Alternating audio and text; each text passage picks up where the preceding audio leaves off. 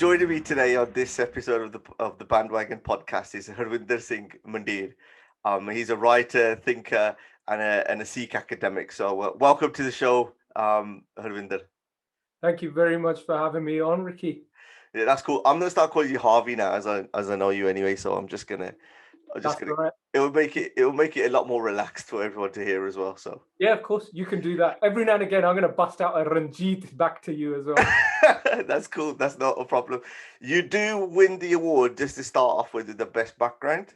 So legitly, have you read all of them books?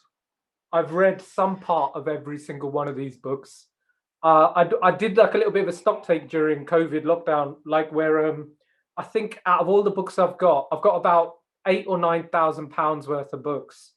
So I can't count how many books they are, but I know that's how much I've spent over the years. So I've read more than three-quarters of the books. I've read all of them, and then there's about a quarter of the books where I'm just still digging in and picking chapters and doing little bits and pieces. Is there like particular kind of genres or particular kind of writers who are your favorite? So three whole tiers of this case behind me is like Sikh and Punjabi books. So mainly Sikh ideology, Punjabi history, Sikh history. Um, that's kind of my go-to. That's where whenever something new comes out, I buy it immediately. Make sure I've got it, whether I read it straight away or not. Pick up, just read the intro, put it down, go back to it later. In terms of fiction, there's one small section of about 15 books of fiction. I don't really read fiction very much. Mm. My wife's got a bookcase, and hers is just all fiction. So when I feel like I need to read some fiction, I dip into hers, but that's not very often. Like science fiction, or is it like all Harry Potter stuff, or what?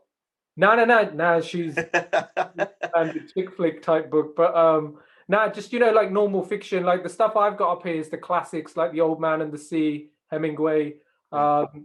Dostoevsky. Just reading some of the kind of big novels and things. Like I have those on the bookcase, and I've read those over time just to try and understand them a little bit more. But the rest of the non-fiction stuff is just really around politics and current affairs. Mm. So a lot of the non-Sikh, non-Punjabi stuff that I read is mainly centered around political movements. I've got a lot of books on the Irish Republican movement, and then things like gang culture in the United States, how the CIA, things like that. I try and read up on a lot. Mm. I remember I did politics as a degree in Nottingham, and I think I did one of my favorite books was obviously is like The Prince Machiavelli.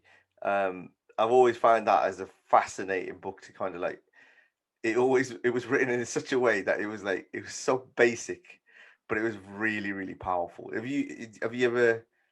I've got it here behind me. Yeah, I've got there two you go. copies of it actually. I've got hardbound and then I've got a soft cover. But did you read that before you got to university as well? No, I only read it during university Mate, because you got lucky because even though you were doing it in a politics degree, you go more in depth, right? yeah. We had to do that as part of our A-level history, and oh my god, that was hard. Like as you're a 17-year-old, most of your day is spent like lessons just get in the way of all the gup shop you get to do at school, innit? Of Hmm. wandering around in your guddy and go chip shop at lunch.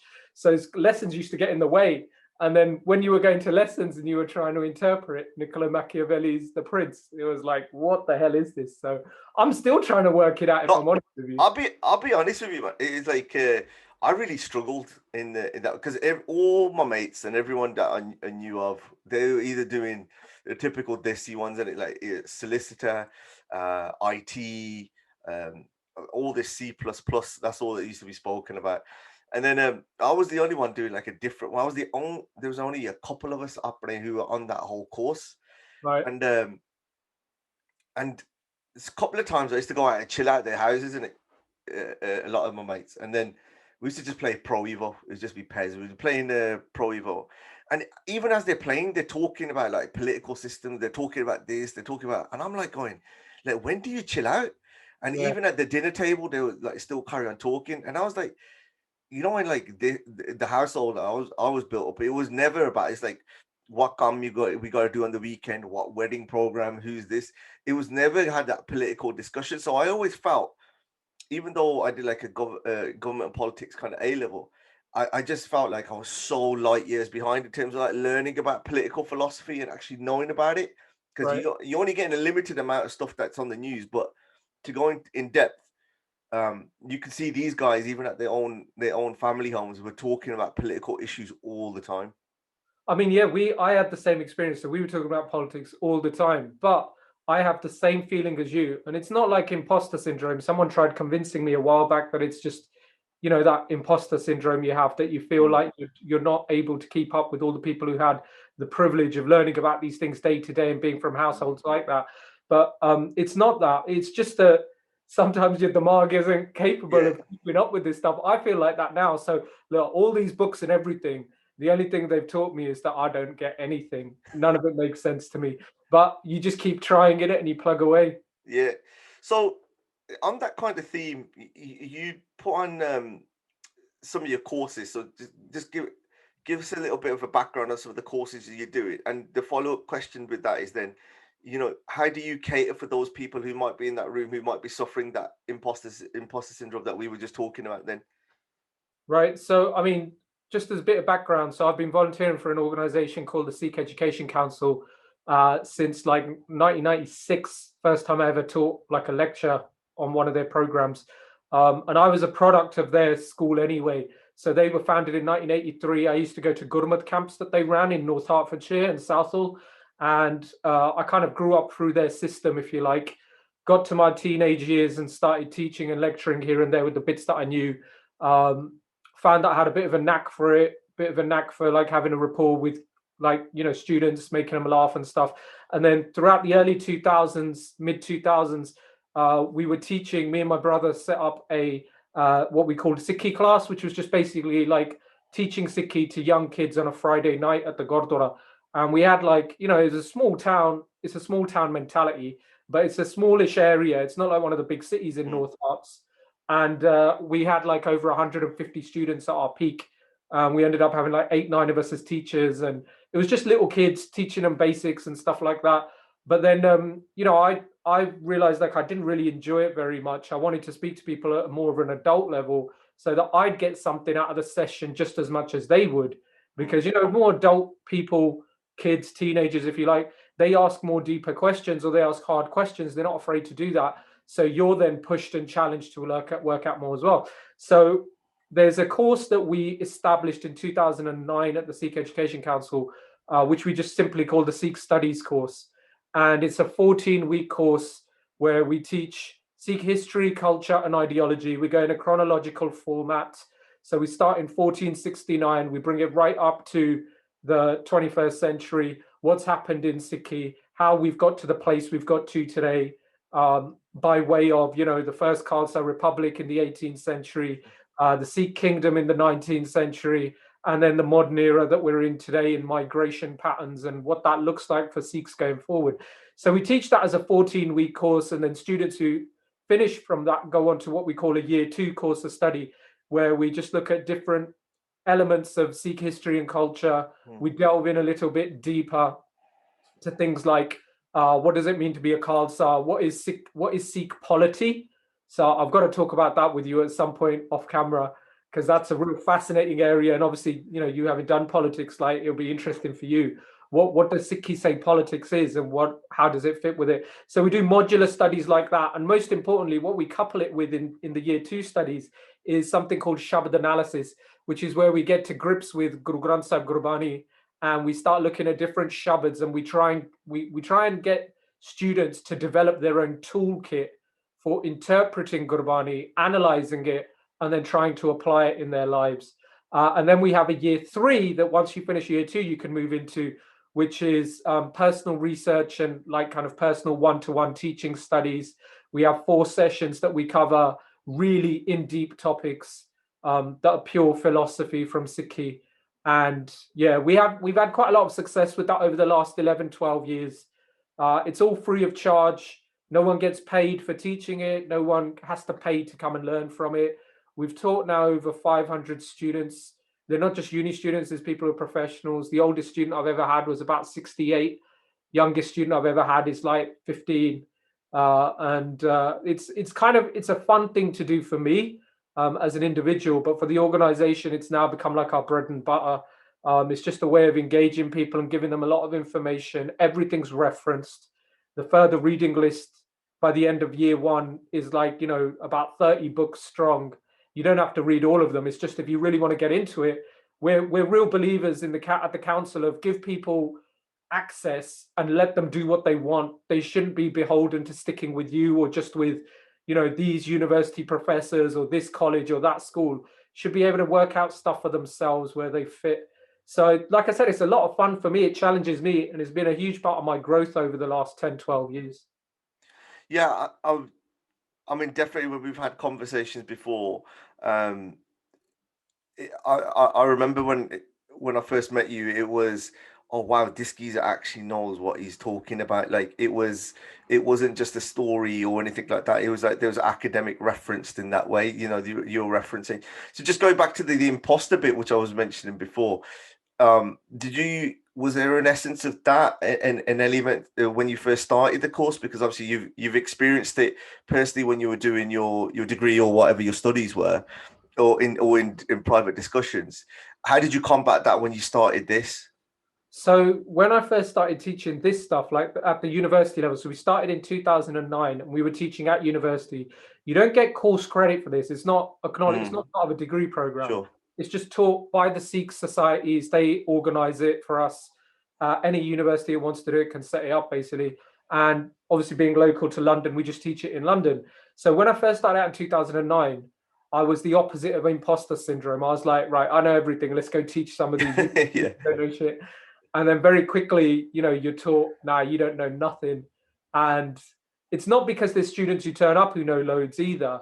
It's just, like I said, the most important part of it, and the bit that's been the biggest growth for me throughout my 30s as an individual, was that learning that when people ask you questions, when people challenge you, not necessarily challenge you, but they want to know more and they delve deeper, that's when real learning begins. And that's where, like you're saying about imposter syndrome, now after 12 years of teaching the course, every year without fail, I've taught it at some point, as well as a number of other tutors. Like I now realize that I don't have a clue about any of it. Even with the referencing, it's good. We're pointing people to a certain direction. And what we really tried to do with the course at year one level is connect dots. We want you to connect a dot from 1469 to now, like make a picture, connect dot the dot, right? And we do that, but at the same time, what that dot the dot does for me now is that it's almost like I'm moving further and further away from the picture. And the more I'm moving away from the dot to dot picture we create, the more I'm realizing I can't see it, I can't focus on it. And it's because you just realize there's just no end to any of this stuff. So I have full imposter syndrome when I'm teaching now. One of the, I'm second guessing myself sometimes, but when I'm talking to students, particularly at the universities, when I'm talking to them, every 5 minutes or 10 minutes, I'll say something that says, I don't know, I could be wrong. Yeah. Because I'm thinking that in my head and it just naturally comes out, because you don't want them to take something you say as gospel and run with it. Right? Imagine I'm talking about something like, let's take one of the more common things you hear in like university lectures in Sikh societies and stuff is about case, for example, keeping your case and stuff. It's one of the most bullshit subjects to cover as well. Sorry, I don't know if I can swear on your podcast. Yeah, you can. So one, because I can't be bothered to edit it out, and the other one, it's a natural conversation. Exactly. If I swear, then exactly. All right, good. I'll keep it to a minimum though, anyway. But yeah, no, it's a bullshit topic, because the only reason I've come up with over the years for keeping your case as a sec is that inside there's this overwhelming urge for you to do it. That's it. All the other reasons we have are constructed and they're there and blah, blah, blah. I'm talking about sec now. I'm not talking about someone who's Amritari. You have a code of conduct you've got to follow, which says you've got to keep your case. But if you're standard sec, and when I'm saying that, I really couple it and house it with stuff, not to make the people who haven't kept their case feel better about themselves, but because in my head, I'm like, I don't want you going away. Like when I was at uni, I only ever once went to a Sikh Soc event and it did cover this kind of topic and I hated it. I couldn't believe they were doing it, but it was, very shouting down at you, telling you, you got to do this, you got to do that. Until you do it, you're wrong. And I thought, at the time I was Amritari anyway, but I always thought to myself that, if I suddenly took what you said and I was like, okay, I'm going to go keep it, but I didn't change any of the other behaviors in my life, what the hell have I kept my gears for? Now I'm visibly a Sikh, keeping up the roop of the Guru, projecting that I'm like the Guru, I'm like a Khalsa, but I'm not living up to the inside, not just the inside, but your behavior, your mannerisms, all that stuff.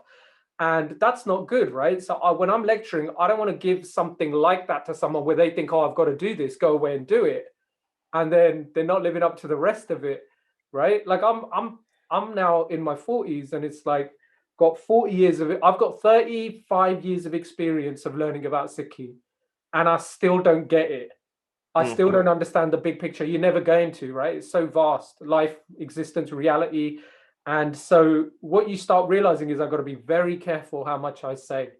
And I know it's hard for anyone who's watching, who knows me, who comes to classes, to believe, but I've actually started talking less and less as the years have gone on.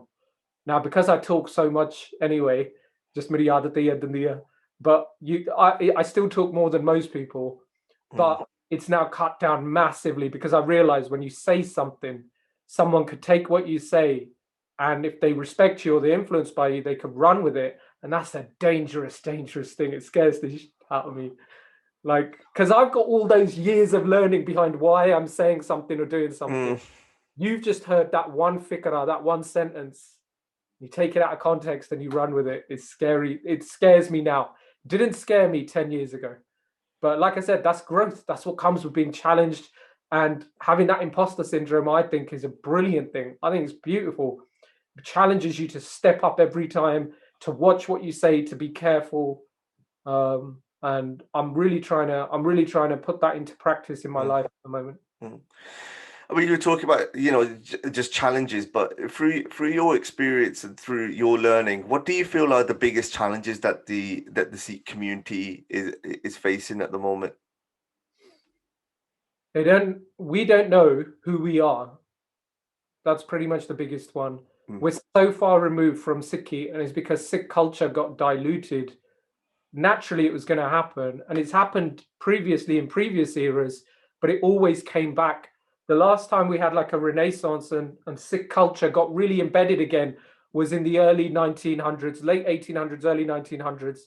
But then with the advent of post-World War I, post-World War II, birth of India and Pakistan, mass migration, we've lost our cultural identity. So what does that mean? That means that a Sikh used to know what they were. Today, we don't know who we are. A Sikh today, Sikh community as an individual or as a collective, has become about go Gurdwara, matha tek, do seva, be good person. That's true for anyone in existence. That's true for anyone in life. That's what you should be doing, right? Sikhi was about so much more than that. It's about emancipation while you're alive. We don't believe in a heaven and hell. You believe in, like, I'm going to be emancipated while I'm alive. I don't accept any less than that. And Punjabi people used to have that in them. Sikhs from Punjab used to have that in them. And that's kind of gone now. Now it's been watered down, like all religions. This religion has this stuff, this way of worship. We have this way of worship. These religions do this and we do this. We kind of draw parallels with the rest of the world. And that means you lose your identity. I think that's a real sad thing. I think it's the biggest problem facing us. If we can get our culture back, Sikh culture back, you solve a lot of our problems instantly. I didn't know. Is there a roadmap to do that? I mean, you referenced it back in earlier times, the late 1800s. What was happening around then that kind of you could draw the comparisons to? They had a massive. I mean, the real movement then was called the Singh Sabha Lair. Most people have heard of Singh Sabha today as just the names of Gurdwara, but Singh Sabha was a lair, a movement. It wasn't actually a singular registered organization or anything like that. It was a movement to evoke the arts in particular and to express oneself. So the expression of Sikh writers, thinkers, poets, painters that came about at the turn of the 20th century was immense, and it was astounding. Like it blew people's minds, and it made them realize where they fitted in life and how that had been lost throughout the entire 19th century, throughout the 1800s, even during what we call the golden period, or some people call it the golden period, the Raj of Maharaja Ranjit Singh, which take nothing away from Maharaja Ranjit Singh and that era, But at the same time, Sikhi got lost a lot during that time period, and especially the time period after it with the, the coming of the British Empire.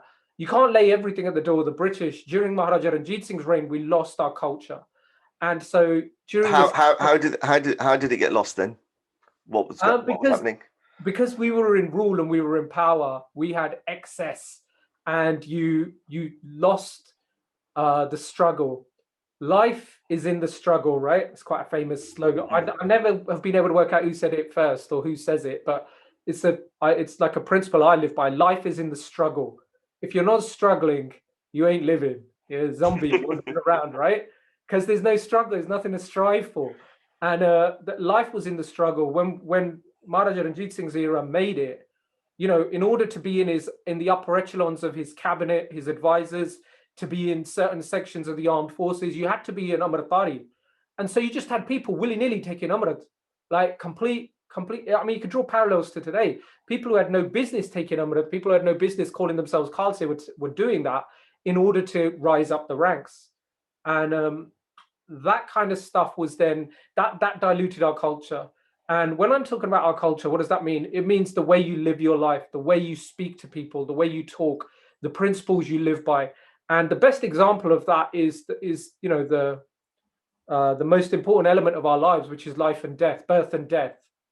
Birth and death is something that was central to the way Punjabis used to live, and even the rest of the subcontinent over time. And we lose that, and we definitely lost that in the 19th century, where life became sacrosanct.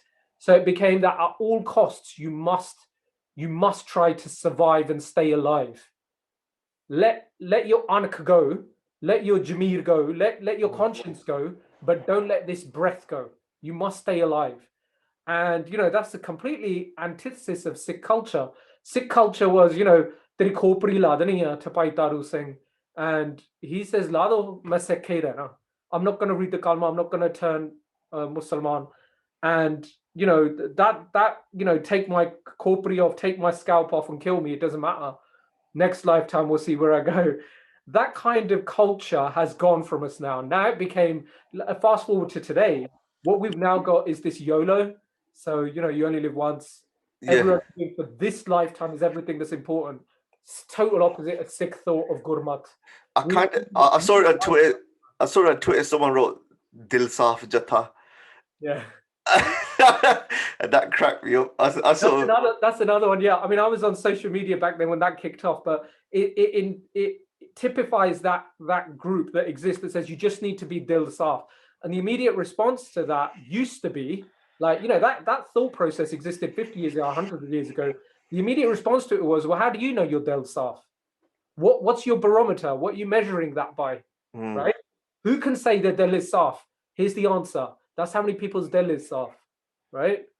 It's not, because we're human beings and we all and we're all learning and we're all growing. So cut this Dil Saaf rubbish out. Start working out what is life, what is growth. I'm trying to elevate myself to a higher state of consciousness. And through Gurmat, you do that through living everyday life, right? You live like we're doing, you raise a family, you talk to people, you embrace people of a different way of thinking than you, not just for the challenge, but because you want to be able to see, well, I wonder what their footsteps have walked. I wonder where they've walked that made them think like that. That for me is the most fascinating part of life. I can't stand the idea of living in a bubble of just being around people like me, or people like, who think like me or do everything exactly like me. And that's what I'm talking about with Sikh culture. That birth and death idea was central to it. When a kid was born, you were happy, but not too happy. Now it's like ecstasy when a kid's born, right? It was in my family when my daughter was born, ecstasy, right? Everyone was really happy, kids being born, blah, blah, blah. But that's over the top. And because you're over the top then, when someone dies, you go over the top when someone dies. Hi, mar gaye, hi, kinna changa hunda si, blah, blah, blah. I've been at funerals where someone's in their 90s and they died, and people are like, hi, Rabba kyon. And I'm like, how much longer did you want them to go? You are one ruthless geezer. I'm ruthless, but it's true. Yeah, I did say I only once made that mistake at a family. Fortunately, my in-laws, but I once made that mistake of saying, because like, ਹੋਰ ਹੁਣ ਕਿੰਨਾ ਕ ਸਮਾਂ ਚਾਹੁੰਦੇ ਸੀ, ਉਮਰ ਤਾਂ ਹੋ ਗਈ ਸੀ, ਹੁਣ ਇੰਨੀਆਂ ਬਿਮਾਰੀਆਂ ਹੋਈਆਂ ਸੀ, ਇਹਦੇ ਨਾਲ ਤਾਂ ਮੌਤ ਹੀ ਚੰਗੀ ਆ, ਹੁਣ ਅਗਲੇ ਜਨਮ 'ਚ ਜਾਵੇ, go to the next birth. And I think that's where I'm saying that culture was diluted and lost. It doesn't mean we want to die. Let me make that clear. It doesn't mean I want to die, I'm a jihadi, that kind of thing. What it means is you accept birth and death both as imposters, and you're just rolling with that, right? You had birth, that means death's inevitable. Accept it, acknowledge it. And when it comes, don't say, oh, you went before your time. No, you didn't. When you die, it was your time. Do you feel then like there's many different kind of campaigns and loads of different issues happening, but in general, would you say that especially outside of India, that Sikhs have got a little bit too comfortable? Yeah, definitely. We the ones who migrated are the problem. In Punjab, they still got. It's weird to say this, right? And you'll understand this more than anyone. But in Punjab, they've still got Sikhi in here, right? It's still in there. Even when they're taking chitta and they're high as kites and doing the most messed up stuff, they've still got a little semblance of Sikhi in here. We didn't. And that's natural. Like you gotta work these things out, I think anyway. You've got to work these things out in order to combat them or to overcome them. And like, I don't know about you, Ricky, but my grandfather landed on these shores. He came here to earn money. And he came here on a 5-year visa, then extended it to 10 years and said, then we're going back. That's what he came with. And he's like, we're only here for money. I'm not here for the weather. I'm here for money. So the problem is none of us left. Yeah. As soon as they had children, as soon as they started having children, yeah. My dad came over. My dad was 13 when he came over, and so he was still born in Punjab. That's why I think we've still got in my family, like I've been privileged enough, still have a semblance of that Sikhi spirit inside you, that Punjabiyat in you, because my mum and dad were both born in Punjab. They brought it with them a little bit, but it's inevitable, even with them, with me, that migrant mentality takes over. Migrant mentality is let's earn money, let's set ourselves up, let's elevate ourselves to reach the standards we want to live at, to be comfortable. And so yeah, it makes you weaker basically at a certain level. Like I said, life is no longer in the struggle then, is it? And I know that's a very privileged thing to say as well, because there's loads of Punjabis in this country, loads of Sikhs in this country, anywhere in the West, who are struggling every day and who are still striving to get to those places. What I'm saying is their mentality though is the same as ours. It's just their status hasn't risen up to that level yet.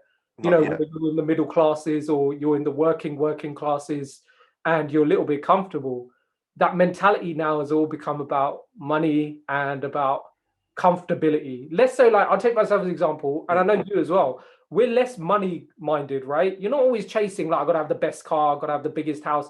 That you want to be comfortable. That's the thing. And like I said, man, comfortability is death. Because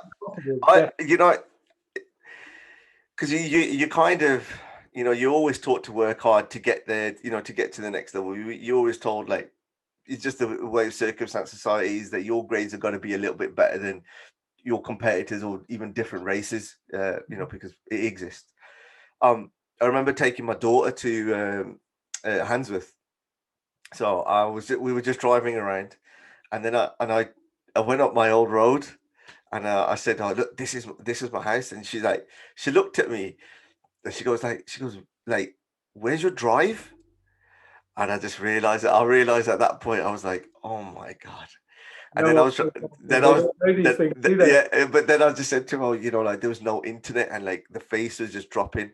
And, my daughter's smart; she's really clever. But for them to kind of, if you think how much technology and lifestyles have changed in the last, let's say, 15, 20 years, they don't know anything. They don't know anything better. They've just only known what they've seen. So trying to explain back to them, and I just realized I've just become what my mum and dad used to say when they were younger, and that circle of life that it just starts kicking in. I think it was that realization. I thought, maybe these grays on my head are actually a reason I am getting a bit old in this way too. Long live revolution. All it does is it evolves. That's all that happens. Like, yeah. Have you taken your kids around to like some of your old stomping grounds before? They might be a bit too young for some of the pubs and clubs, but have you taken them to like the old school and just shown them outside? Well, we got in the hands of, we got Bibi Nanaki Gurdwara there, so I do take him there, and I explain, on the weekends I used to take my baba. He wasn't well, but we'd make sure to go there. I'd show around Handsworth, but Handsworth is like not the easiest place to kind of show around sometimes. Really, looking back on it, got kind of lucky to come out of there like fairly unscathed, whereas a lot of people that I know have like unfortunately fallen away on the wayside. But what it also did was that those ones who are successful, like there's one of my mates, close mates of mine, like who runs Fearless MMA. We had like this Sonny Hitman Hero, he's a boxer. They use that mentality, that I think you've got to go through a bit of not trauma. You've got to go through a bit of strife and that struggle. It gives you that motivation to push yourself forward, and I think that they've used that to be successful in their own careers. But I've also I would be conscious of that conversation that I had with my daughter, and I've tried to set up a little business for her to do, like, understand the value of money. We're going to give it her anyway. I'm my son, going to give it him anyway. But they just need to know kind of like the value of life and the value of money. And I think that's becoming harder and harder because, I want to be able to do things a little bit. I mean, look how lazy this is, isn't it? We're doing it over the internet, nice microphones, nice stuff at the background. But like, you kind of like, in a way, I've earned my right to do that. I've earned it. And I conveniently shut down some of those conversations in my head in order to, I don't want to think about that. Do you know because the reason I was asking about the stomping grounds is funny you say like we've earned the right to get to this point, but then sometimes I hark back to not little things like bookcases and that, but certainly events in our lives are always, I look back and it is partly nostalgia, but I think they would have been better if we'd stuck with some of the ways they were. So the one for me is like, I've never even seen my own wedding video, right? But when we were growing up, watching people's wedding videos was like Sunday afternoon. You do it, right? You sit down and you watch a wedding video, or you watch a film or something like that, right? And when I've shown my daughter once or twice what wedding videos used to be, and people in the back room of like a hall, and it's really small, and you got all the vertical tables, all the women sitting over here, and then all the men sitting over there. Was yours a DVD or VHS? DVD. Oh, so at least you must have had like 6 or 7 DVDs then.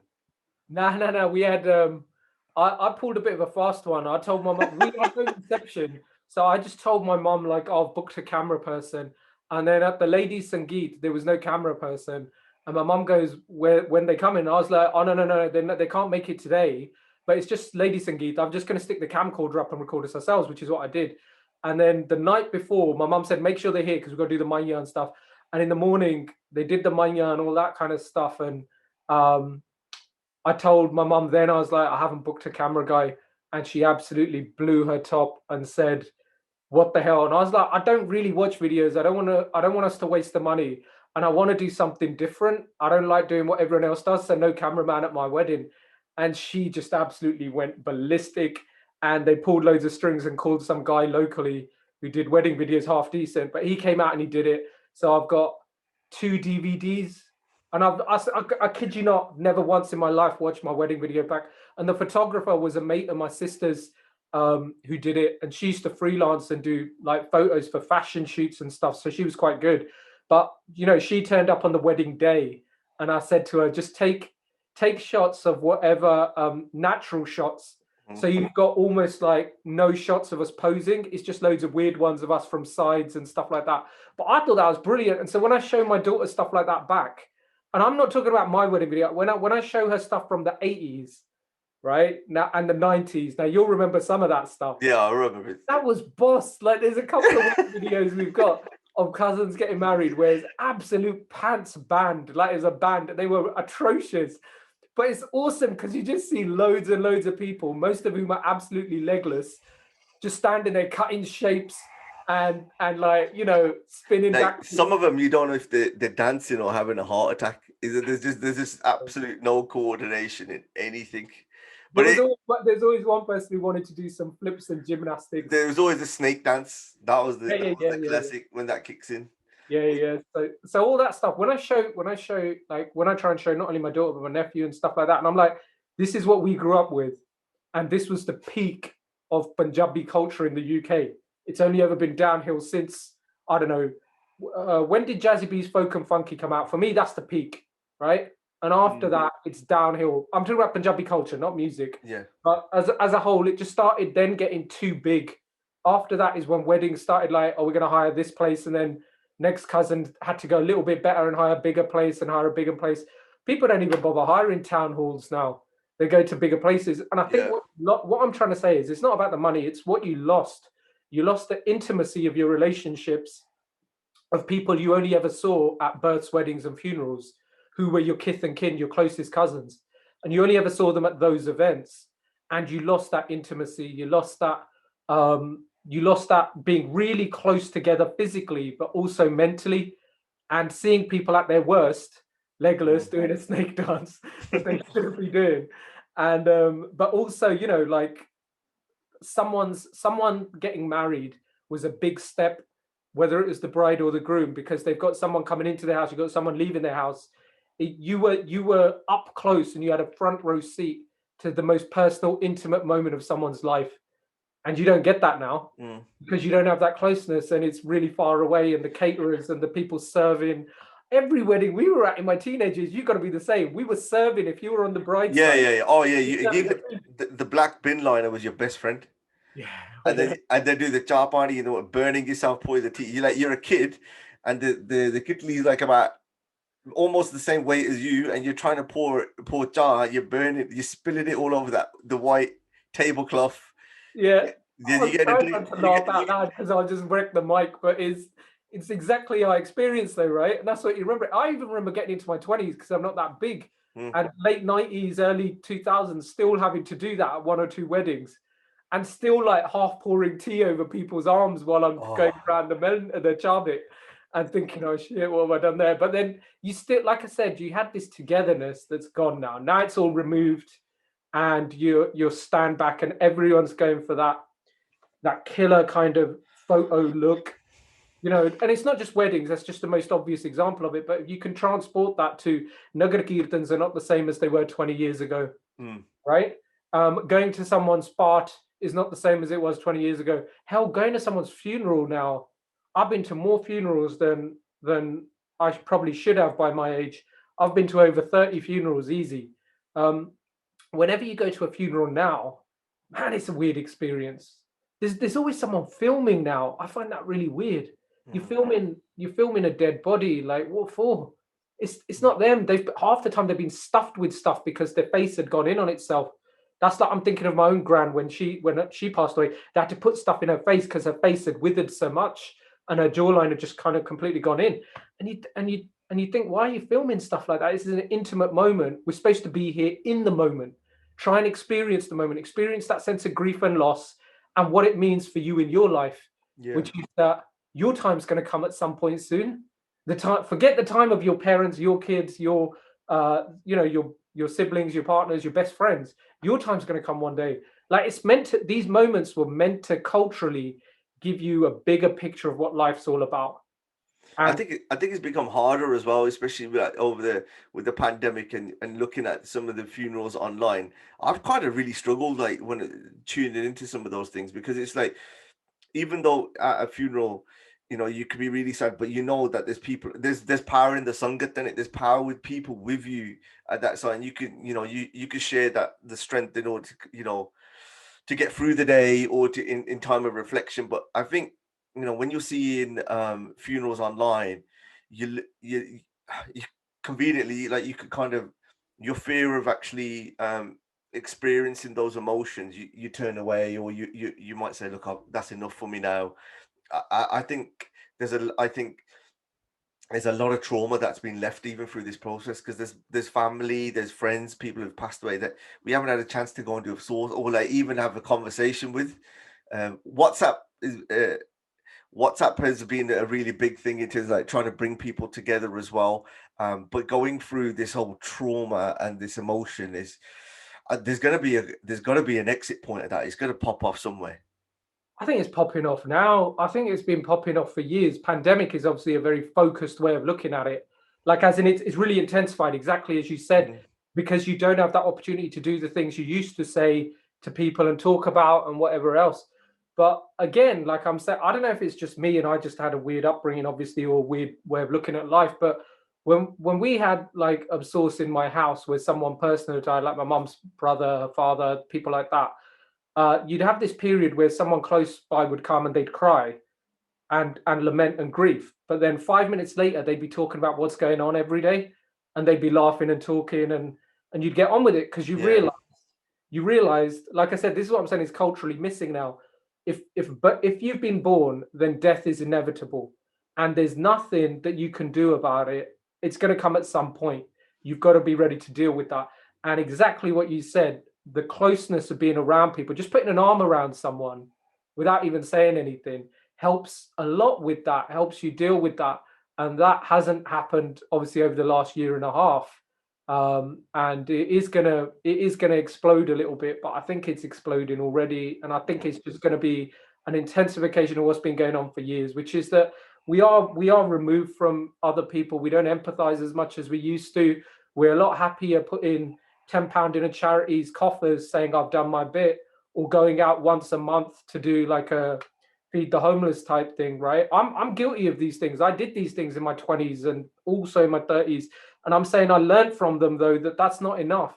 That's just you making yourself feel better from it, but it doesn't solve the problems we've got. In the 21st century, like you said, we've got phones and all this tech that the kids are growing up with. They don't remember an era without internet, right? That's a scary thought. But there's kids now who look at a mobile phone and think it's as natural as looking at a flower that you've picked off of the grass. That generation and these generations that are coming are going to really miss out on these closeness relationships that you have with people, the way to deal with things, and the fact that you've got to think about things a little bit more, empathizing with people. And if we can have all that tech today, how come we can't solve such basic problems like homelessness? There should be no one in the United Kingdom anyway. There should be no one who's homeless at all. Should not exist in 2021.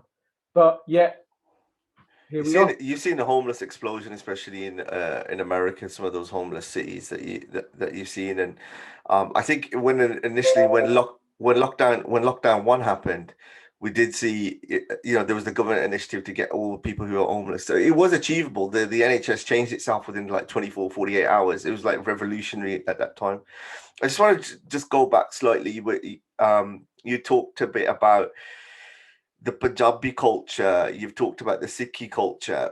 Where do you think that clash is now? Or is there a possibility where it can kind of live in coexistence? Because I think I've sort of felt that there's this huge polarization where you can't actually be a part of both. Some people are like, I don't know did you get what I mean? Yeah. So like, is there a way where that could be homogenized together, or is it just still going to be a lifelong issue? The question is to ask is, what is Punjabi culture? And different people will have a different answer to that. Yeah. And then to ask the corresponding question, what is Sikh culture? And again, different people will have a different answer to that. One of my friends, colleagues, Narveer Singh, has done a lot of research into this. He's published a paper a number of times now in different places called What is Sikh Culture? And his paper, I thought, has gone to grounds what Sikh culture is better than anyone else's before. Just because you're a Sikh and you paint a portrait of Guru Nanak does not make that portrait or you as the artist part of Sikh culture. Sikh culture has to represent Sikh values as espoused through Gurmat. And what that actually means, it means you've got to have a grounding in Gurbani. It means you've got to be the kind of person who's introspective, looking at inside yourself to work out what life, existence, reality is all about. And then when you express yourself, and even there, he put up parameters about what is Sikh culture that were really interesting. So I'd advise anyone who's looking for that, you can find that, like just Google it and Narveer Singh and what is Sikh culture, you'll come across it.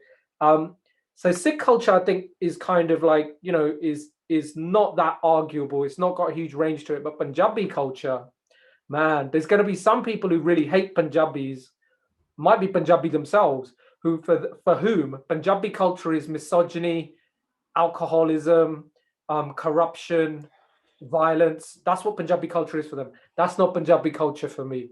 For me, Punjabi culture, the minute Guru Nanak was born, Punjabi culture became Sikh culture. And what that means is it means that Punjabi culture had to change and evolve from what it had been. And it's evolving all the time, right? So geographical based or ethnic based cultures change and evolve over time.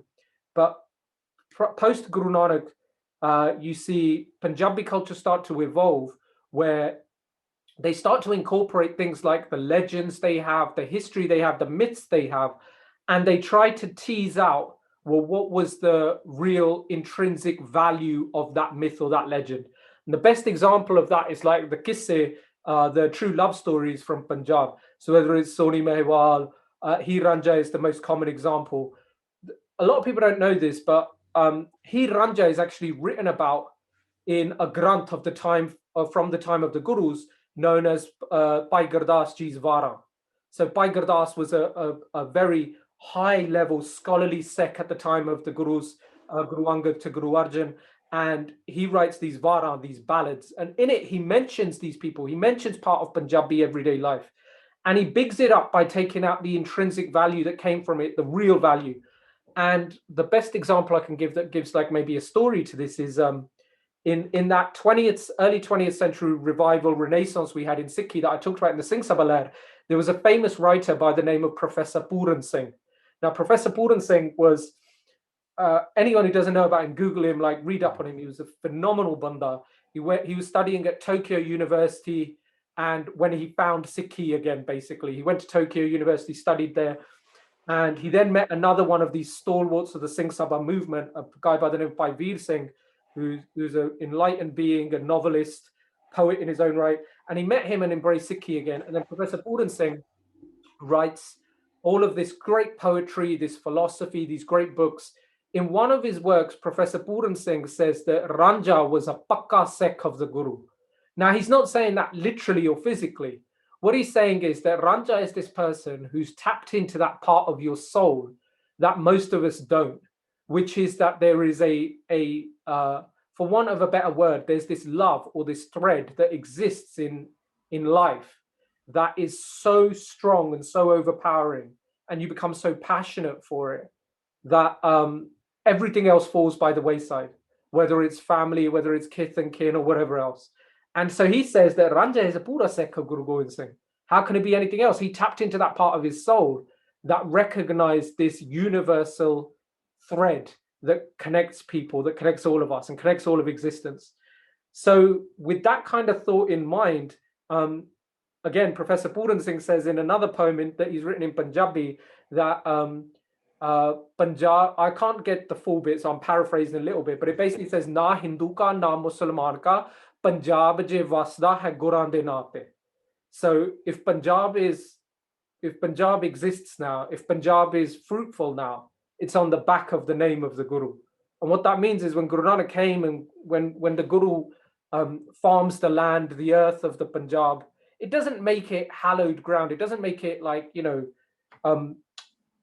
doesn't make it special religious ground. What it does is, though, it changes the way people think, and they start realizing there's a different way to live your life. There's a way to exist where you can start getting outside of birth and death, reincarnation, where you can start solving problems that exist around us while you're still alive. Not pray to an almighty deity to come fix those problems for you, but you fix them yourself. So when you ask me what's Punjabi culture, to me, that's Punjabi culture. Punjabi culture became Sikh culture, but that doesn't mean it became Sikh culture. Oh, I've got a foot-long dari and I've got a 4.5 meter pug on, and this is my Sikhi. What Sikh culture and Punjabi culture, where they intertwine, is that you have the most passion inside you to achieve, and achieve does not mean worldly goods. It's what Bhagat Farid wanted. It's what Bhagat Kabir wanted. It's what Trilochan wanted. What Namdev wanted. It's what Ravidas wanted. It's what all of those souls, great souls wanted, which is you want emancipation of the soul. You want to feel complete. And anything you do in life will never let you feel complete. But Punjabi culture started learning this very quickly over the last 500 years, and they had it in them. They were happy with their lot. Look at it now, right? Like look at Punjabi farmers with the protest and everything that's going on. Most of those farmers, although they might have family that have gone abroad and they want to go abroad at some point or whatever else, at some level they're still quite comfortable with what they're still quite not comfortable. They're satisfied with what they've got in life. They're satisfied not having the things that we take for granted, right? I've got a cousin who still uses a nalka. I don't know if people even know what a nalka is. It's where you pump water. Yeah. Uh, I've actually had a bath with that when I went to India first. yeah. I did too. Yeah. Until 1999, we only had a nalka. Mm. So I was a 19-year-old who bathed under a nalka. Mhm. Like, so I still remember that. Now everyone's got running water and they've got things in their houses, but not everyone does. So some people are still quite content with their lot. Why? Because they start to realize it doesn't really matter. It's not what's important. What's important is what's going on up here. And what's going on up here is connected to what's going on in here and how you perceive the world. And I think that's where, like you said, it's an age-old question. It will continue to be asked, where does Punjabi culture and Sikh culture intertwine? How are they so different? But I usually steer clear of that question now because more often than not, I'm going to be ruthless again, but I find most of the people having that debate, like on Twitter and places like that, most of those people having that debate are ill-equipped to answer the question, what is Punjabi culture and what is Sikh culture? For most people, Punjabi culture, straight is just, look, they say jattiyan and this, that, and the other, botal, blah, blah, blah, daru. That's not Punjabi culture, bro. That's like a music video that someone created. You don't tell me, do you think English culture is typified by, what's that little ginger head munda with the anka's name? Ed Sheeran. Ed Sheeran. Does Ed Sheeran typify English culture? I don't know, but he's a lot richer than me. Yeah. But does he typify English culture? No, he doesn't. No, I get what you mean. So it's almost like we're playing up to the stereotypes are starting to become more dominant in the actual life, and then you start living into those stereotypes because you've been branded it so much, or it's been floated around so much. Yeah, sure. I mean, Punjabi culture is all those people in Punjab who went out to the protest.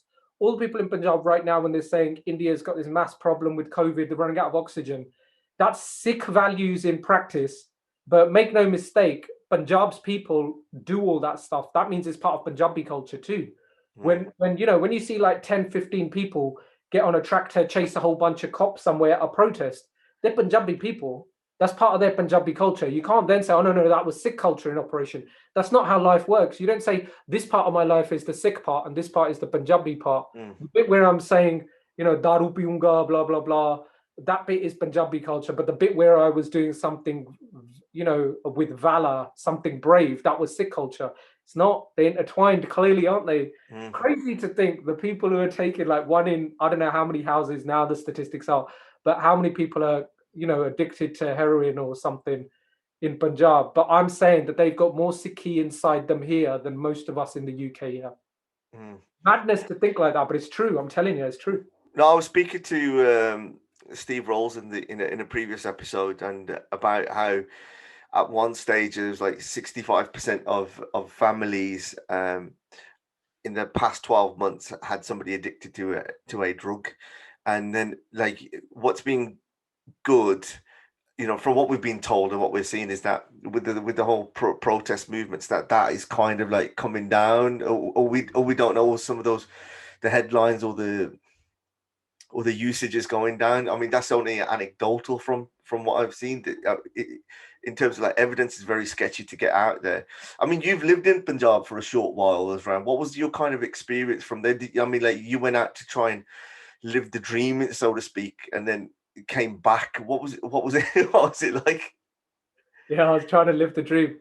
It's strange. Most people would laugh at that. It literally was living the dream for me, though. But it was the greatest experience of my life, and it's one that I'm going to go back to. I just got to wait for my daughter to come of age, and then I'm free of my responsibilities. I can go.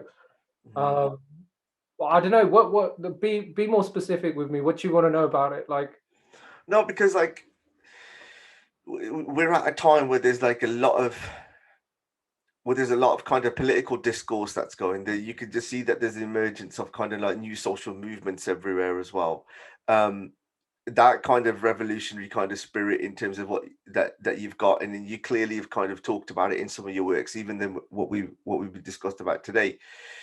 You've actually taken that kind of theory into practice, and you lived there for a while. What was that like, and did it kind of match up to what you thought it was going to be? Yeah, no, I see what you mean. Okay, sorry. Yeah, no, while I was there, I managed to, so this was 2008 stroke 2009, so it's going back a bit. But while I was there, I managed to get some lecture spots at a couple of universities, and so I was like invited to do it. I didn't go out looking for it, but that was fun. And speaking to young people there and tell the first thing when they said "Eh, the aaya hai, mur ke wapas aaya hai," and this one kid just couldn't stop staring at me like thinking I must be stupid. And he even said he was a veterinary sciences student, and he said, "Tera damag kharab hai, you're stupid. You shouldn't even be here. Like, why would anyone want to come here?" And that typifies what I learned the whole time I was there. Everyone to a man wants to get out because it's the hardest life to live. And the difference I had, though, my experience of it the whole time was telling me, yeah, it's hard. It's a lot harder than here. Obviously, you haven't got your creature comforts and stuff. But imagine if Punjab is hard, imagine what it's like living in Bihar, where half of Bihar over the last 20 years has migrated to Punjab. Imagine how bad it is in Bihar for Biharis to come to Punjab and say, we've turned up in heaven, a place we're trying to leave. Do you know what I mean? I always had that thought and thinking, well, wherever you go, there's going to be some hardship. Difficulty, yeah. It's not easy living here. Paying your damn council tax every month does my head in. Don't know about you. Like, the mortgage you accept and you think you're going to have to pay this, that, and the other, rent if you're renting and bills. When you pay the council tax, first thing I'm thinking is, what are they doing with all this money? Seriously, right? And I live in an area that's quite well-to-do and it's got quite good services and stuff, but that's a hardship because that's money that goes out of your pocket every month. And I'm not a high earner. So living in Punjab was a good experience because you started to realize how wherever you are, it's going to be difficult. And really what it is it's about you, where you are and where you're going to, some people are going to be uncomfortable no matter where they go. I was very comfortable here. I was very comfortable the whole time I was there. I liked me when I was out there. I learned to shut up real fast. You don't speak like here. I can say what I want more often than not. Every now and again, you come up against someone where you think, "Oh, I better shut up or he's going to smack me now." But more often than not, you can talk quite a bit and you can work your way around things. Punjab, you can't do that shit. You say one word out of place in the wrong space, and like 10, 20 people suddenly want to batter the living shit out of you. And not they want to, they're standing there hitting you. So I like the kind of person I became. I became more reflective. I started quietening down a bit. I started looking at life and enjoying it. There's that romanticized side of it that I think a lot of Baladis have, which is that, "Utthe jaunge, khooh te bethunge," in the weather. Yeah. Saag khaunge with makhani and stuff like that. It's not like that. In the heat, like in the hot days, man, you get like I wasn't even there in heat. The longest, the latest in the summer I've ever been there is late April, and I was indoors most of the time. You were just in the shade, and then I did some farming with my dad out there because he still does all of our kids like as much as he can, and I did some stuff with him while I was out there, like on my last trip, and man, I lasted about half an hour, and then when you say like pasina comes, you're fully sweated and that. Forget that. I literally started seeing double. Because it was about 38, 39 degrees, and you're doing hard graft, no tractor or nothing. We were just digging something, right? And it was like, oh my God, this is hard. So the romanticized side of it goes out. But like I said, you adapt and you make do and you'd work out how to live. So like, bringing it back into kind of UK, you could obviously see quite a lot of new kind of courses. You see a lot of new organizations trying to do their bits and bobs and that. Do you think there's a time now where more organizations are kind of getting more unified, or is it still those divisive splits are still there between different committees and different kind of agendas? I think it's very divisive still, and people have their mates and their friends. I do too as well. So I'm part of that problem as well. I think it's going to stay that way as well because we're so divided on how we think things should operate and how we think who you should be able to speak to and who you shouldn't. And the root of the whole problem is that we spend more of our time focused on what other people are doing than on what we're doing. So take any organization, my organization, like you'll be more aware of what other people are doing than on what you're trying to produce and create. And when you see X, Y, I mean, I shouldn't say my organization. I don't mean Sikh Education Council, but naujawani, like as in we'll be aware of what everyone's doing, and we should really just be focusing on what naujawani is doing. but that's not the way our brains really work. We're all kind of fighting for the same little slice of pie. And what does naujawani actually do then? That you just mentioned it. For those people who don't know what your organization, how does that differ from the Sikh Education Council? So naujawani is my company, and it's like my bread and butter. It's a business. So what we do is we write and produce content that's meant to be culturally relevant, opinion editorial, current affairs, cultural importance. We write. We have a staff writer list of people who write for us every single week, and they write on topics to do with everything. There was an article we published last week about the president of Argentina. We're all very well read, if I do say so myself. People, we're like, people who read journals and academic scholarly work, but more focused on we read stuff that everyday people should be reading about politics and what's going on in the world. And we try and publish on that. And then some of the content we create is like, this backdrop I've got is the backdrop I have to my cover to cover video series. Yeah. Where I introduce books of importance that I think people should read to do with Sikh and Punjabi. So naujawani is a company like that. And it was supposed to be a company that was going to become a media company. We experimented a few times over the years with different things to try. There was a period of time about 2016, 2015, where we were making videos like comedy videos, as well as drama videos and stuff. And we were doing it every single day. And we were trying it out to see if we could build and grow. It never really took off, and it still hasn't taken off. So I'm quite comfortable with where it's at now, where we just keep writing and publishing and doing stuff. And we do stuff every day of the week. But we just try and do that kind of stuff. But going back to what I was talking about before, like with organizations, like naujawani will still be aware of what, like if a new publisher emerges, like there was a new publishing company that emerged late last year and called Carlos House. And I immediately wanted to know who was behind it, what was going on. Unfortunately, it was someone I know who reached out to me and told me what it was all about. But I was even looking at myself as I was doing it and staring into that black screen where your computer, when you switch off and you're looking in the black mirror. And I was thinking to myself, Halia, like you didn't do any of your proper naujawani work today. You just spent ages worrying about what a new publishing house was going to be producing. I hope they're not going to produce anything that's going to be negative in my perspective for the community. What a shit way to live. So I'm always trying to correct myself on that. I really am, but it's hard to get out of those habits. And I think most organizations have that, not just Sikh ones, not just Punjabi ones, but anyone who's South Asian has that. And the problem comes from you're always afraid of what somebody else is going to bring to the table. And it's almost like we're all fighting for the same small slice of pie. And that shouldn't be the way we operate. But unfortunately, I think it's going to be the way it lasts. And I think unity is overrated, though, by the way, at the same time as well. I think challenging, like competition is brilliant. I think having competing interests is great because it drives you to be better. Like you started this podcast now after God knows how many years of talking about it. And, people don't believe it. People think it's just only been a matter of weeks, but it is. Like you should have been doing this 5-6 years ago. The first time I met you should have been doing it. But the fact you've done it now is great, right? And what's going to keep you spurred on is when there's so many people with podcasts now. I've got a podcast, right? Not ones I do at naujawani, but I'm now part of a podcast called Bhandwagon podcast, right? But like we're doing that, but we've been talking about doing that for years, and we never got around to it. That is, our podcast is very different to yours. Ours is, and pretty much everyone else's. We're just 4 guys who used to sit around chatting shit about stuff. And we said, let's film it and put it on the internet so that people can throw shit at us for the shit we're chatting about. And not necessarily all negative. What I mean is like, let's not be scared of our views, put them out publicly. And so that's what we do. With your podcast, like it's you're going to be taking different personalities, the way I see it, exploring conversations with them, not necessarily about just what they do, but about life and what's going on. That's real interesting stuff.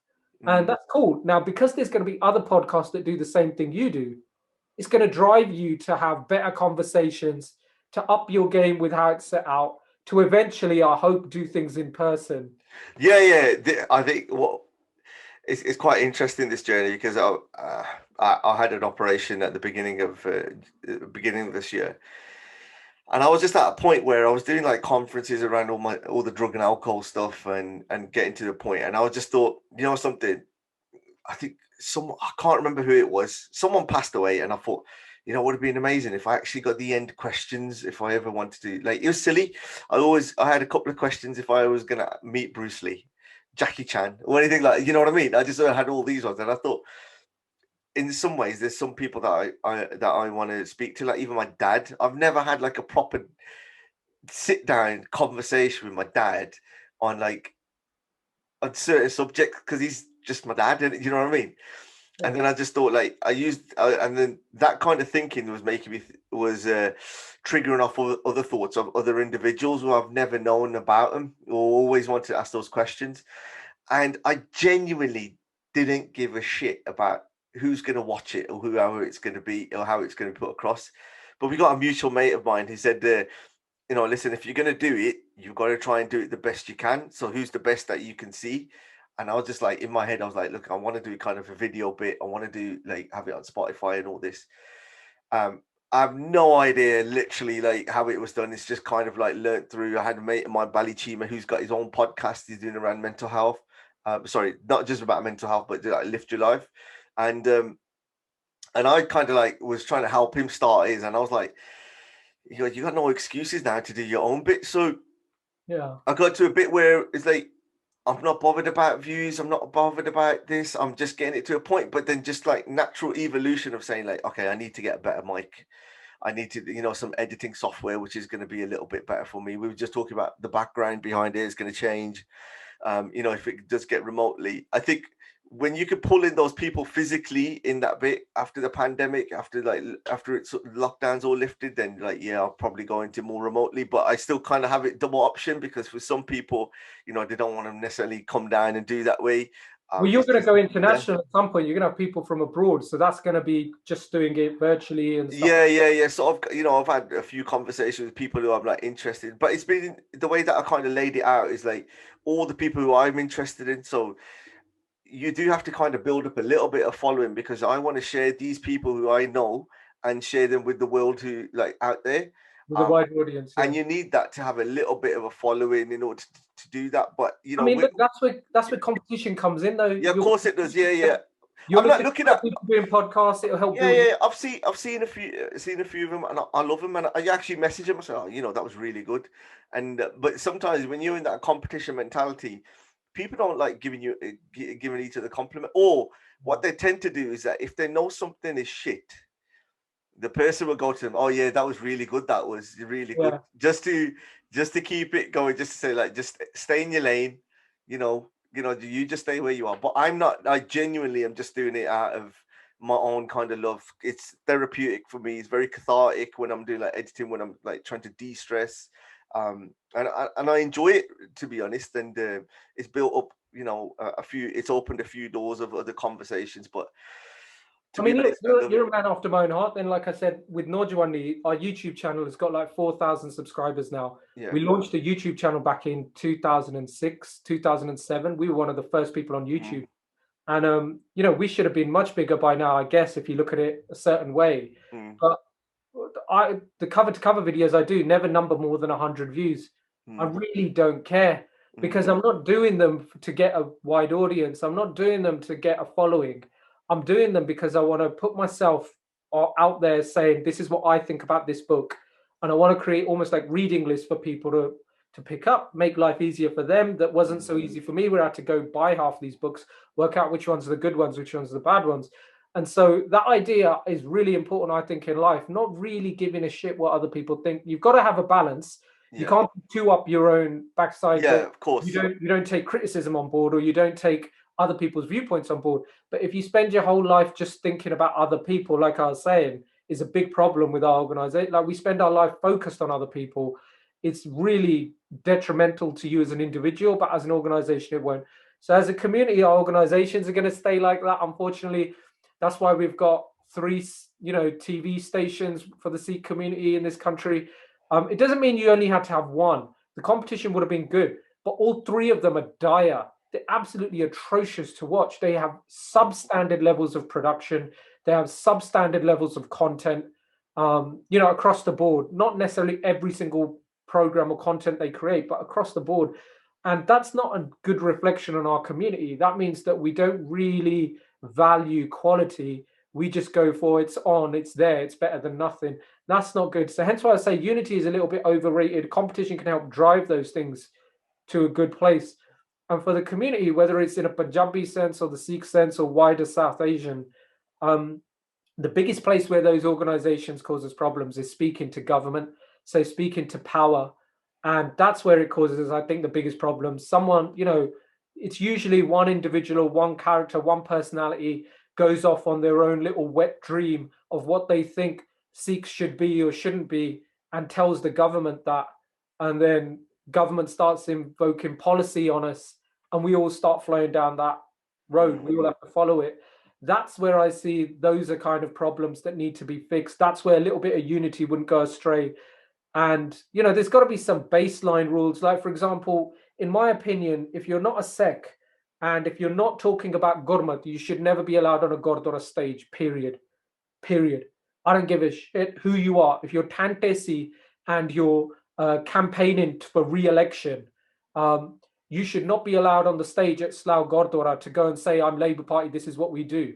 Because if we do that, then we've got to let the Lib Dem and the Green Party and the Tory and everyone else go on stage and say the same thing. We shouldn't be allowing any of you to do that. A Gurdwara stage next to the Guru Granth Sahib is just for the Guru to speak. I don't want the mayor coming down to speak. I don't want a minister speaking.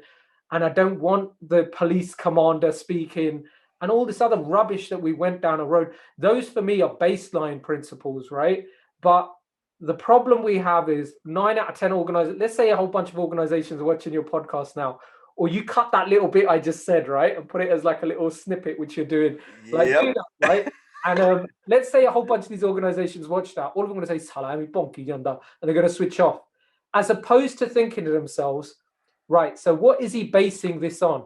And the base I'll tell you it's on is that in Puratan Maryada, so in historically, when the Guru is there, you do not speak unless you're speaking about Guru, about Shabad, about existence, what reality is. So when we've got anyone coming on stage at Gurdwara, they should only be speaking about those things, right? Now, when we have Taddis, they're singing about those historical accounts. That's fine. You can have what is called Kavishri, poets. They're speaking about expression of, finding the Guru or trying to find yourself, merging with what is existence and reality, all those things. That's fine too. You got Katha Vachaks, they're doing Katha on the Shabad Guru and these different granths we have by Nandalal's Bani, by Gurdas Ji's Varan, that kind of stuff, Dasam Granth. And then you've got Kirtaniye. Right now, beyond them, no one else should speak. So much so that I started, I've been asked a couple of times to speak at people's weddings. Can you say something in English, right? And I've always done it. And now I've stopped doing it. The last time I was asked, I said, nah, not doing it anymore. Because it shouldn't even be happening. Now, that's technically still talking about Gurmat, just doing it in English. Problem is, if you get someone like me doing that, then there's no reason why someone can't say, yo, Ricky, can you speak at my wedding? I want you to say something at the Gurdwara. And then Ricky goes up and says, it's a great thing, blah, blah, blah. But what are you going to lean towards more? You're going to lean towards more the stereotype version, of Sikhi and what it says about marriage. And then more importantly, though, you're going to talk about the couple. And that's what I was doing. I was talking about the individuals. What the hell has that got to do with coming from a Gurdwara stage? You're next to the Guru Granth Sahib. You should be talking about, this is the highest philosophy, the deepest stuff that exists out there in writing. It can emancipate a soul from here to there. It says stuff that, the world is catching up to now. We were saying 500 years ago, what is existence? What is reality? And things like that. And it's so deep, it shouldn't be belittled to have all this stuff alongside it. But we continue to perpetuate that and allow that to happen. Now, if all organizations come to some baselines that, okay, we're not going to allow that stuff to happen, but then we can have, an organization that acts on behalf of Sikhs in the armed forces. And then you have an organization that believes that there should be anarchy and no Sikh should ever vote for political organizations, like two separate ends of the spectrum. Then we can have all of those organizations flitting around doing what they want. Yeah. But we're not going to have that. We're just going to have the status quo. Yeah. It's never going to disappear. It's going to stay. Go. I know. So we're coming towards the end of this, Harvey. So the podcast is called The Bandwagon. And this is your chance. Is there any bandwagon that you want to jump on or anything that you want to get off your chest? This is a bit of a free space for you to mention anything that I haven't talked about. To be honest, Ricky, that's probably what I've been doing for the last hour and a half. I was gonna say the last one sounded pretty much it. So yeah, that's pretty close. I love the fact that at the start I said, look, I'm talking less and less, but I did caveat it with I talk more than most people, so I'm still talking a lot. But this is me, believe it or not, this is me now talking a lot less than I was talking 10 years ago. No, that was good because then I'd have to like get a bigger storage hard drive just to hold it and yeah, whatever it is. All right, then, Yeah. Harv. Really, really, really thankful for you to share some time with us today, and it's been really educational. If you want to plug any kind of like socials, I know you're not a social kind of guy, but is there anywhere you could kind of direct people to kind of get more information about yourself? If you want to know anything about me and the stuff I do on a day-to-day basis, you just go to naujawani.com, naujawani.com. We put out stuff every single week, every single day of the week almost. We're not on social though anymore. That's a decision we've taken. Just sick and tired of social media. So nothing on there. If you're interested in the Sikh Education Council stuff I said, check that out. You can Google it and you'll find it. But if you go to the website, thesikhway.com, and at the moment, the SEC doesn't have a huge social media presence, but we've got a whole team of people who apparently are building the whole Instagram side of it. So there'll be stuff on some social media stuff under the Sikh Way as well. Thanks to you for like giving me a chance to chat. We've talked quite a bit deeply sometimes in the past, and I've taken up your time a lot. Nah. I appreciate you giving me the platform because not many people do. I will be inviting you back quite regular. So like obviously we can kind of sense check anything that's happening as well. So I'll try and make it more of a conversation the next time I'm on. No, it's fine. Because you're genuine. No. Because you're genuinely one of the interesting guys I like chatting to. Because you've got, same as me though, you've got so many different influences behind you, and you got loads of the Punjabi side of it, but you got this thinking man, Sikh side of it, which I don't really stay in touch with many people, but you're one of the people I try and talk to a lot because we have good conversations. Yeah, you're one of the hardest guys to even get in contact with, so it's like it's amazing. So so I'm saying all that because I just wanted the audience, anyone who gets to this bit, this is another bit, cut this out as a snippet. If you don't listen to the whole hour and a half because it's like, oh my god, boli janda, then in future episode, if I come on, I'll promise I'll make it a whole conversation between us like we have on the phone. And no, it's fine, man. I loved it. I really enjoyed it. No, but thanks again, Harv. All right, mate. No worries. Thanks very much. Take care. Bye.